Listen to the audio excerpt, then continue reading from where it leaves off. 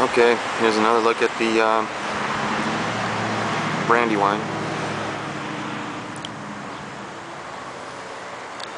That's the 65-gallon smart pot.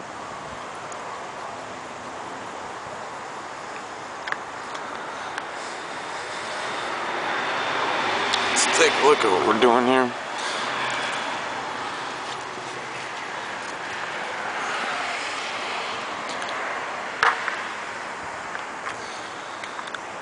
We finally started getting some pollinators here.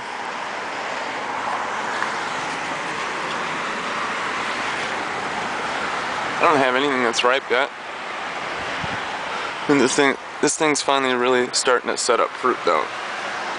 Its flowers are getting pollinated. No honeybees yet. I still have not seen a honeybee near any of my veggies. No bumblebees either, which I used to have a lot of bumblebees last year. I haven't seen any here this year. I've seen a bunch of bumblebees in other parts of Madison, and I even saw a couple of honeybees in a park the other day. But I still have not seen a honeybee near any of my veggies. So we're setting up Brandywines like mad now.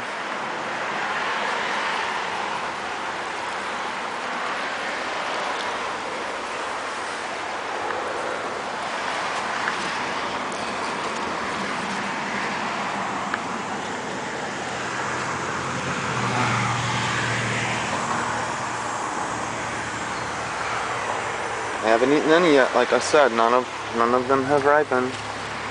And this is just one single container. It's a 65-gallon smart pot. Cocoa bean mulch from a chocolatier in Chicago, I guess. Just trying to act as my mulch.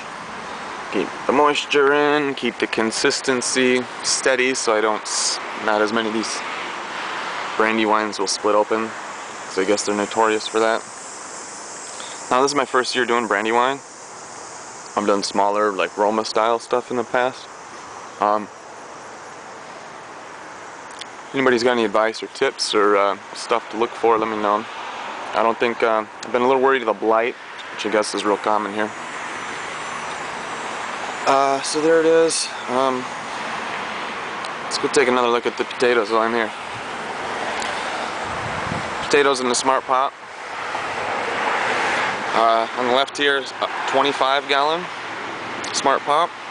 I think that's Kennebec variety, I think, if I remember right. The one on the right, it's a 45-gallon smart pot. I think this is actually Gold Rush, I think this is the name of the variety.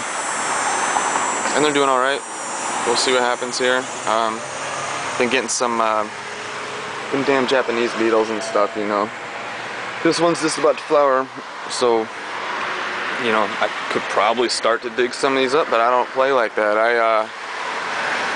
I'm gonna just let them go. When these things are dead, that's when I dig them up.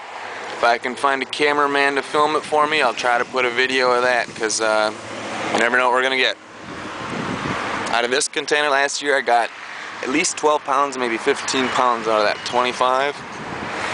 And this looks like it's doing at least as good this year, maybe better. I don't think I watered it enough last year. I may have watered a little too much this year, but we'll see. Look at the peppers. They're still not doing anywhere near as good as last year. You can check last year's video out. Well, I'm still getting some of these spots. These are unheard of. I have never in my life actually grown pepper plants that were this unhealthy, ever. These are the worst pepper plants I've ever grown, and they're doing alright, but I mean, they got some big fucking cayennes on there. But,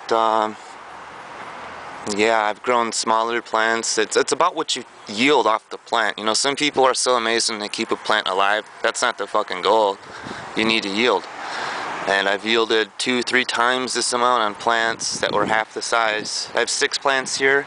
Last year I had 12, and each plant was putting out 2 to 3 times as many peppers. So you do the math, and I had like 4 times as many peppers last year, easily. 4 times out of the same amount of space.